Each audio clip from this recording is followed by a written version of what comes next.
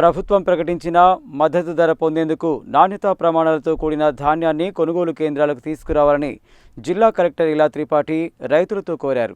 చెత్త చెదారం తాలు వంటి వాటితో తీసుకురావద్దని, ధాన్యాన్ని ఆరబెట్టి తీసుకురావాలని కోరారు.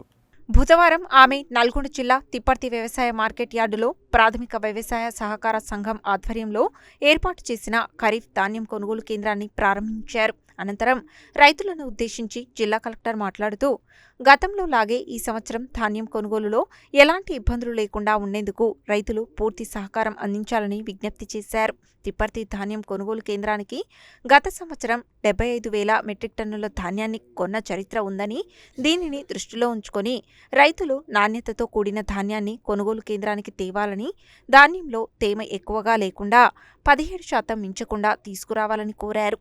ధాన్యం అమ్మిన రైతులకు 72 గంటల్లో చెల్లింపులు చేయడం జరుగుతుందని తెలిపారు. జిల్లా రైతుల సంక్షేమం కోసం రాష్ట్ర ప్రభుత్వం జిల్లాకు 2 డ్రయర్లను ఏర్పాటు చేయగా, ఒకటి తిప్పర్తిలో, మరొకటి మిర్యాలగూడలో ఏర్పాటు చేయడం జరిగిందని, రైతులు అధికారుల సూచనలు, సలహాలు పాటించి మద్దతు ధర పొందేలా చూడాలని అన్నారు. డ్రయర్స్పై రైతులకు అవగాహన కల్పించాలని మార్కెటింగ్ శాఖ అధికారులను ఆమె ఆదేశించారు.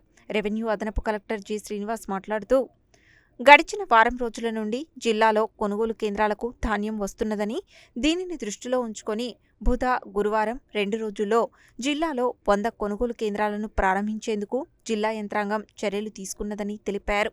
ధాన్యం కొనుగోలు కేంద్రాలలో అవసరమైన టార్పాలిన్లు, ధాన్యం తూర్పారబట్టే యంత్రాలు, తేమ కొలిచే యంత్రాలు అన్నింటినీ ముందుగానే పంపించడం జరిగిందని, ప్రభుత్వం గ్రేడ్ ఏ ధాన్యానికి 2,389 రూపాయలు, కామన్ వెరైటీకి 2,369 రూపాయల మద్దతు ధరను ప్రకటించిందని, సన్నధాన్యానికి 500 రూపాయల బోనస్ కూడా ఇవ్వనుందని, ఈ సదుపాయాన్ని రైతులు వినియోగించుకోవాలని కోరారు.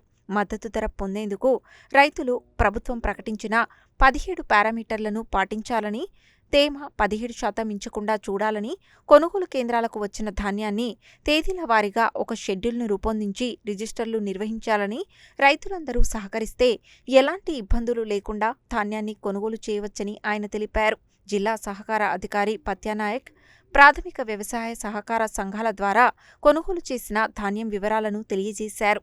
కాగా గత సంవత్సరం ఖరీఫ్లో జిల్లాలో మొత్తం 325 ధాన్యం కొనుగోలు కేంద్రాలు ఏర్పాటు చేయగా, ఈ సంవత్సరం అంతే మొత్తంలో ధాన్యం కొనుగోలు కేంద్రాలను ఏర్పాటు చేయడం జరుగుతున్నది.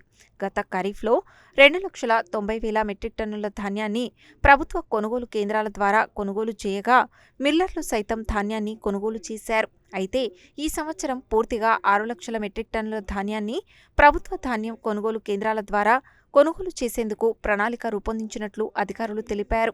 RDO Y. Ashok Reddy, DRDO Shekhar Reddy, జిల్లా పౌర సరఫరాల అధికారి Venkatesham, marketing AD Chayadevi, market committee chairman Jukuri Ramesh, DCCB director Pasham Sampath Reddy, Muttineni Shyam Sundar తదితరులు ఉన్నారు. ఇప్పటికి నిజంగా మా దగ్గర ఉన్న 50-55 సెంటర్స్లో మేడం మనం ఏం సెంటర్ నుంచి ప్రారంభించుకోవాలి అనేది జేసీ గారు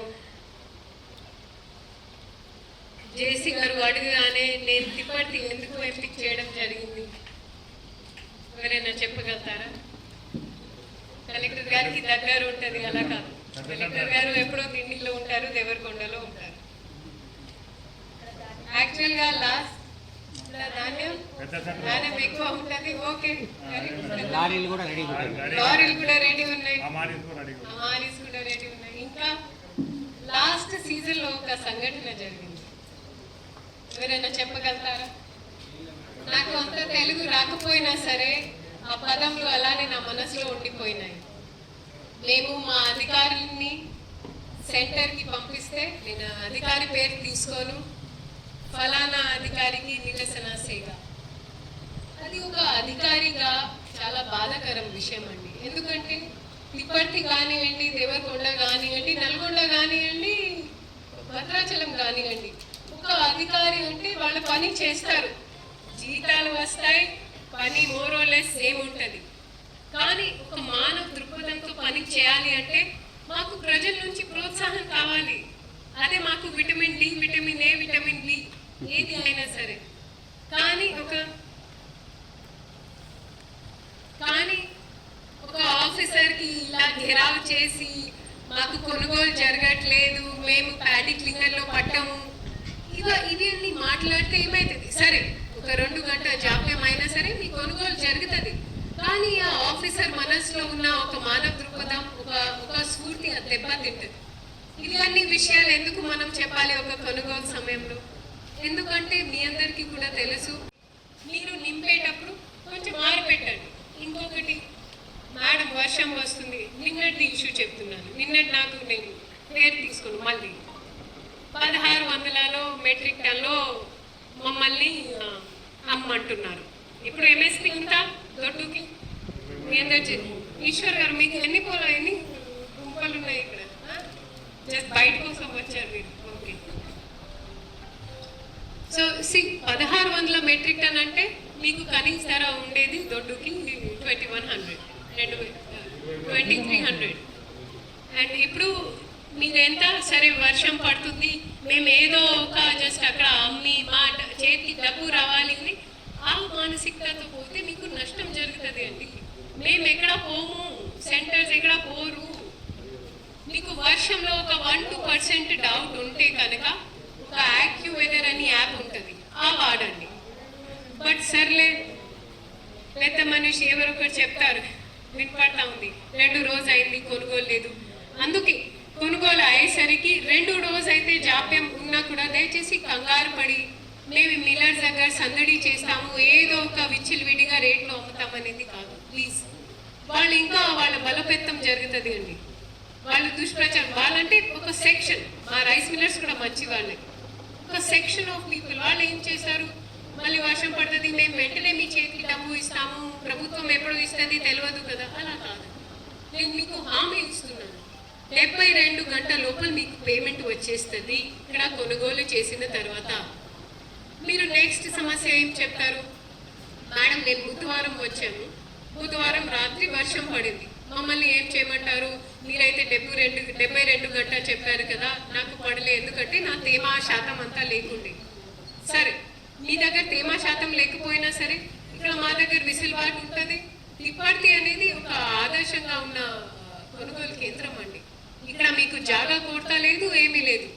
మీరు కొంచెం దాన్ని విడిల్పు పెంచేసి దాన్ని ఆరడానికి పెడితే సరే, 72 గంటలు కాదు, మీది కొనుగోలు ఒక 1 డే, ఒక 2 డే తర్వాత అయినా అయింది, మీకు సరైన ధర అయితే దక్కుతుంది కదా. ఒక డే వెయిట్ చేస్తే 800 ఎక్స్ట్రా. మరి ఇది మన మండలంలో ఈ వారంలోనే, మన జిల్లాలో ఈ వారం పరిధిలోనే ధాన్యం రాసులు అనేది ఏఎంసీ సెంటర్కి రావడం జరిగింది.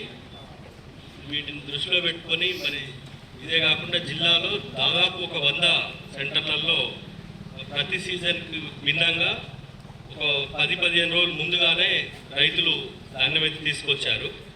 కొంచెం ఎర్లీ సోయింగ్ మూలంగా అనుకుంటాను. అయితే 100 కేంద్రాలు ఉన్నప్పటికీ కూడా మరి కలెక్టర్ మేడం తిప్పర్తి సెంటర్కు ప్రత్యేకంగా చూసారు, లాస్ట్ సీజన్లో కూడా వచ్చారు. ఇక్కడ మన జిల్లాలో ప్రారంభం చేసుకోవడం జరుగుతుంది, చాలా సంతోషం. మేము రైతులకు కావాల్సిన అన్ని సదుపాయాలు ఈ కొనుగోలు కేంద్రాల్లో ఏర్పాటు చేయడం జరిగింది. అంటే మౌలిక వసతులు ఏవైతే ఉన్నాయో, టార్పాలిన్స్ కానీ, మరి మాయిశ్చర్కి సంబంధించిన మాయిశ్చర్ రీడింగ్ చేయడానికి మాయిశ్చర్ మీటర్స్ కానీ, మనము ఇవి తూర్పార పెట్టడానికి మిషన్స్ కానీ, ఇంకా ఇక్కడ ప్రత్యేకంగా డ్రైయర్ కూడా తీసుకొచ్చి పెట్టడం జరిగింది. మన జిల్లాలో 2 ఉన్నాయి, ఇక్కడ ఒకటి, నల్గొండలో ఒకటి ఉన్నాయి, ఆంజాలబాయిలో.